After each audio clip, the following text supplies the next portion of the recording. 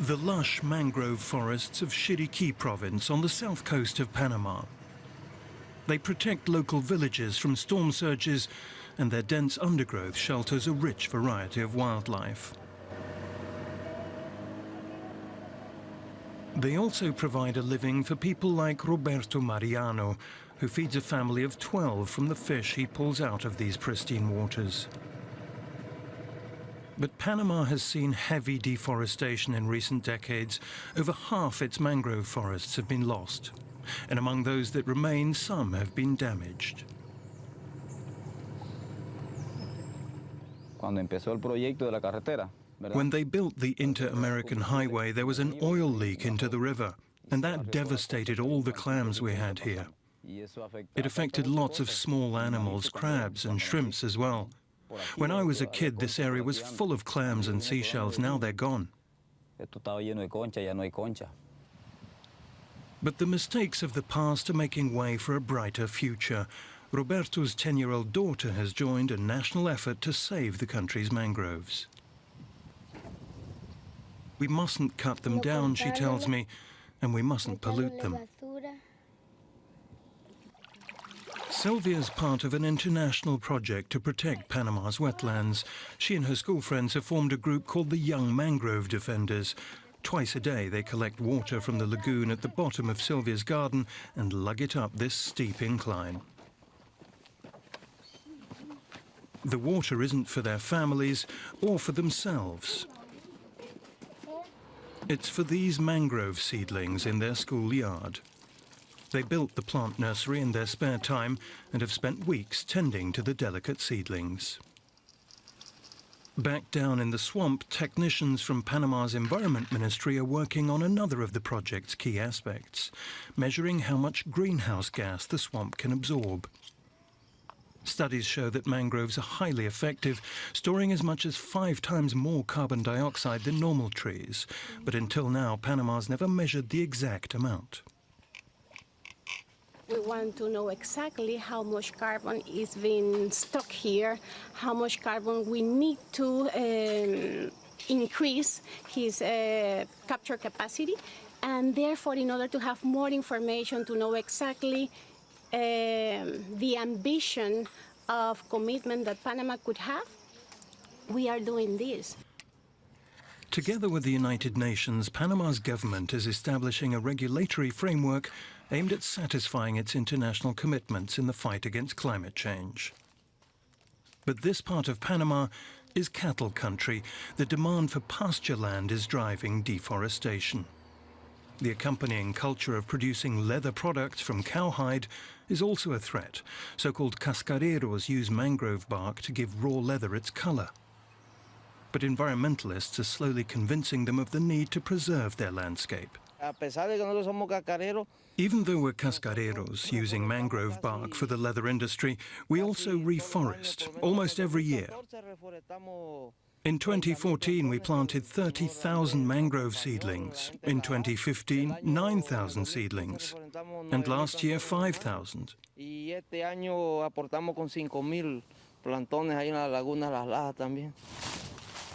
Some cascareros are also being trained to keep bees in a bid to establish honey production as an alternative source of income. But this part of the project is still in its infancy. They're skeptical it'll replace their income from mangrove bark.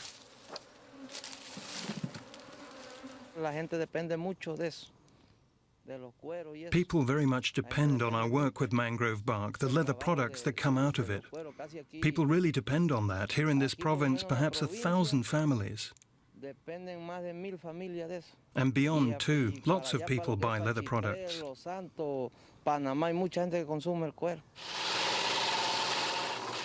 The leather business is well established in the region, using the bark of the red mangrove to tan cattle hides.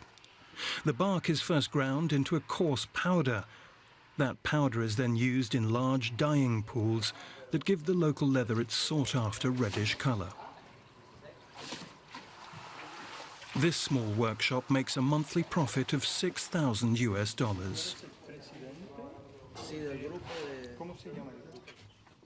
Back at the school, Sylvia and her fellow defenders are carefully collecting their mangrove seedlings, which are now ready for planting.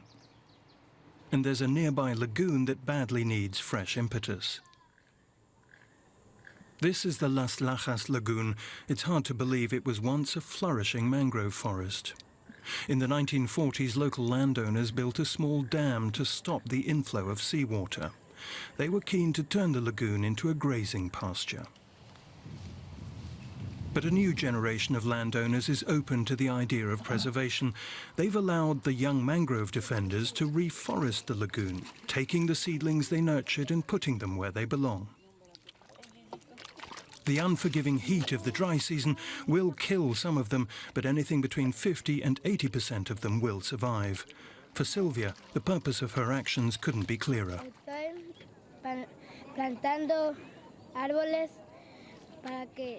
I'm planting mangroves so more animals can live here. More fish, more crabs, more shrimps and more turtles. And so that my dad can fish here and bring home more food.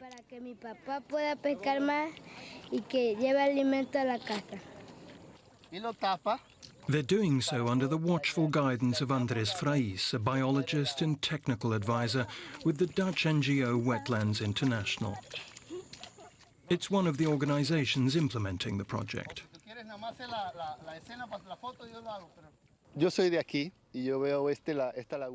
I'm from this area and I've seen this lagoon since I was 8 years old. I always saw it without mangrove trees. And as a kid, I always asked myself, where are the trees? Then I was lucky enough to study why there are no trees, and now we're reforesting this lagoon. Who knows, maybe one day my grandchildren will see a forest here. That would make me very happy. Planting mangroves for a better future. It's a slow, painstaking process. But Panama's young mangrove defenders have planted hundreds of them so far, and if their energy is anything to go by, there's plenty more to come.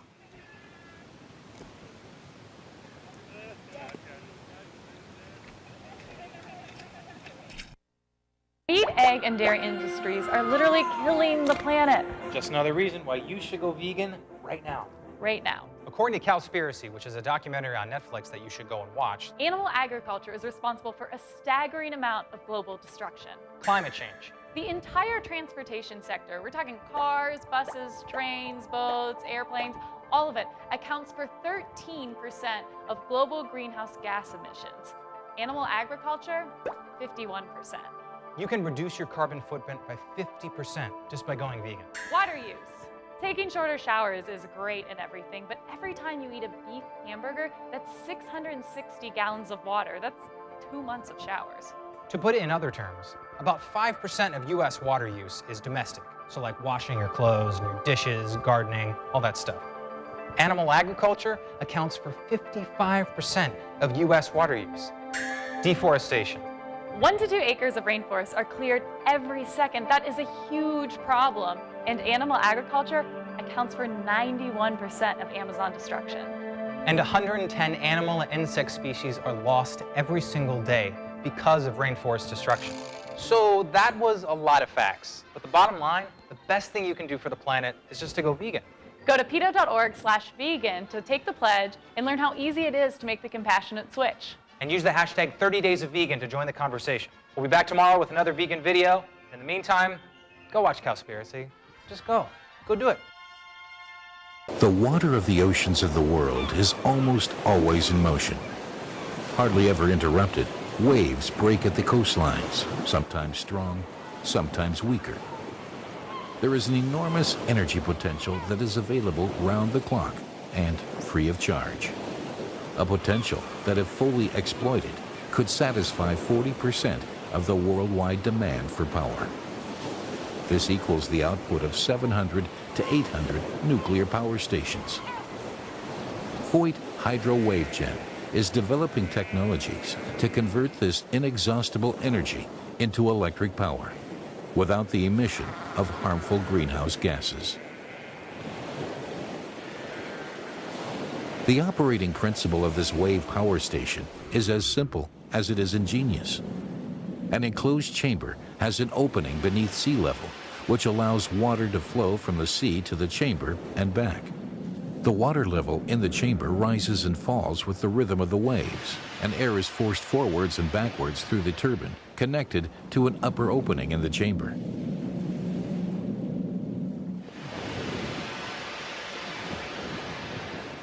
As it is compressed and decompressed, the airflow has sufficient power to drive the Wells turbine.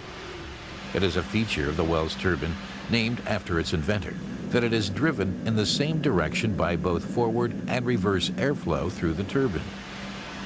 Even relatively low wave motions can generate enough airflow to keep the turbine moving and to generate energy.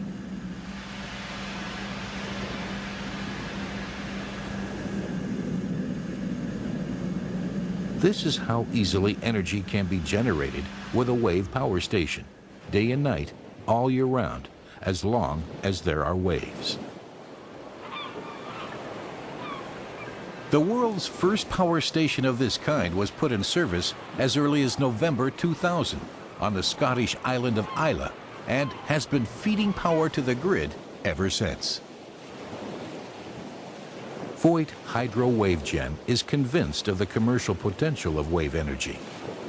We are certain that our wave power stations can make a significant contribution to supplying the world with climate-friendly energy.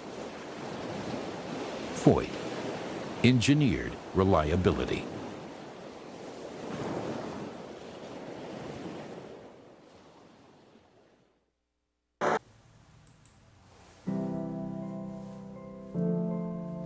We at first didn't even think autism. We thought he was deaf. And we took him in for probably a good hour and a half long session. They had a psychiatrist, a doctor, and a sociologist. And they did all the testing. They said, yeah, your son is moderately to severely autistic. So, and they told us he wouldn't talk, and he would probably never know us. yeah, and he said he would plan on providing for him for the rest of his life. We started out going every week. How you feeling? You'd put him on the horse with sidewalkers, and the whole hour he would just scream. And the reason why they scream and are irritated is because these horses that we use are different than a normal horse. When you ride him, it moves you like you're crawling. It pulls your left hip forward and your right shoulder forward simultaneously, and then you counterbalance cross-hemispherically, which just means you move like you're crawling. These horses, when you ride them, they're goofy. I mean, I've actually ridden them, and I felt a little bit drunk when I was riding the horse. Not a good feeling. I felt a little bit dizzy and off. And I'm like, what is wrong with your horses? And I think that's what's doing it, is the cross pattern that's taking place in the brain, where for some reason, some autistic kids, it doesn't connect. This has helped me in school because when I was younger, I never really got what they were trying to teach me. But now in 4th grade, I'm usually on test or homework or any assignment, I'm getting really high grades. And I think these horses are helping me with that. And I was talking to one of our doctors the other day, and he calls it decompensation, because your brain compensates when you have a disability. And the brain has so much elasticity to it, more than they used to think, that a lot of times you get worse before you get better, and you have to push through that. Well, I would say the big success with us is 2 things. We got him in young, and we stuck with it. Well, the funny thing is most people have no idea that about him. I mean, none. And I've had people say, well, he wasn't really autistic. He wasn't, really on the spectrum. And I'm like, no, he really was. I have the paperwork. Colt and I are very close, and we hang out and talk about stuff all the time, and I've forgotten that one time wasn't going to be a possibility. So it's pretty amazing. Are we claiming it cures autism for everybody? No. Did it do it for our child? Absolutely. How can I make this claim? The state diagnosed him. He's autistic. And then he didn't qualify because he's not autistic anymore. Now he knows who we are, and there's no more tantrums, and he's not licking furniture. It's a good day. And so, folks, this brings me to an action alert. This is from the Animal Angels. You can go to their site, Animal Angels Investigations Advocacy, and they are an incredible organization that actually goes to these slaughter yards and they film as best they can the mistreatment and the cruelty of our horses being slaughtered. And that, as you can imagine, is a very, very difficult and heart-rendering job. And their latest alert is help us protect the horses. And it says, recently the big names in the horse slaughter industry have formed a coalition with the Belgian Meat Federation and the Catholic University of Leuven. In a bitter twist of irony, the coalition is being called the Respectful Life Project. The official goal of the Respectful Life venture is to increase the impact of animal welfare in the horse meat sector, with the likely motive being to convince the public that every aspect of the supply chain involved in horse slaughter can be a humane process, one that is governed by established industry parameters and protocols. While the coalition members might even believe this to be the case, the evidence that Animal Angels has uncovered through in-depth investigations across the North American slaughter pipeline, as well as in South America, clearly prove that horse slaughter is nothing more than a cruel and brutal industry driven by the almighty dollar. So here you have this, the Catholic Church now joining in and saying, oh, we're going to study this problem and make sure that horse slaughter is humane. Folks, you can't slaughter a horse humanely in a slaughter plant because they panic, they can smell the blood, they can hear the screams, the confusion, and they move their heads too fast. They panic. And you have to get the dime-sized mark in the middle of the forehead, the first shot, or it's all over.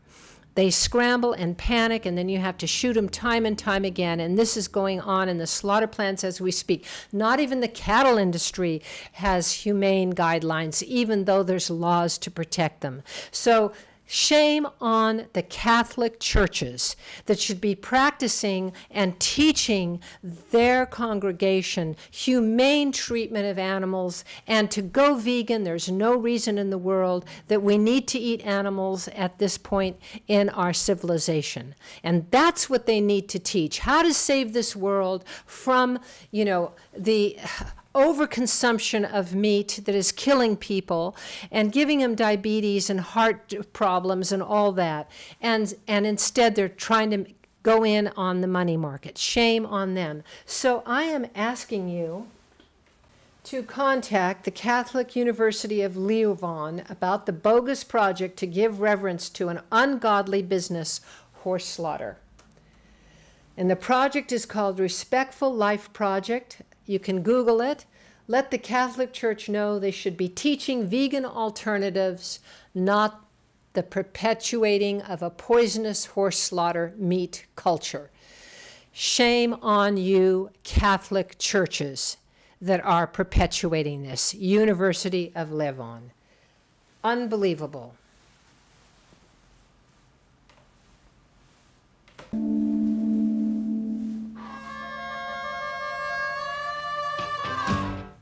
We're here today at Hearts and Horses. This is a nonprofit organization that uses horses for therapy for people with special needs. We work with all different types of individuals with disabilities. So we have a veterans program, we have a youth at risk program, we have a program for individuals with Alzheimer's and dementia. One of their horses, Varsity, has a little growth on his head and they've been concerned about that, so we're gonna have a look at it. This is Varsity. For the past 5 years, Varsity has been working with Colton, who has autism. So you didn't see Colton on the ground, but this is a very calm place for him right now. We've gone from him absolutely being terrified, huge tantrum, to what you see today, which is balanced, poised, very confident in his ability to ride, his ability to use his words. Okay, let's reach high again! Yay. This is the one therapy that we would no way give up ever. It's really special to see Varsity doing his job. the last thing you'd want is to have something happen to that horse. Horses are sacred, and they are companion animals. They are not to be eaten any more than our dogs or our cats. America is the only country that doesn't eat horses, but you have powerful members in Congress that want to bring back horse slaughter with your tax dollar. Please, please help the horses.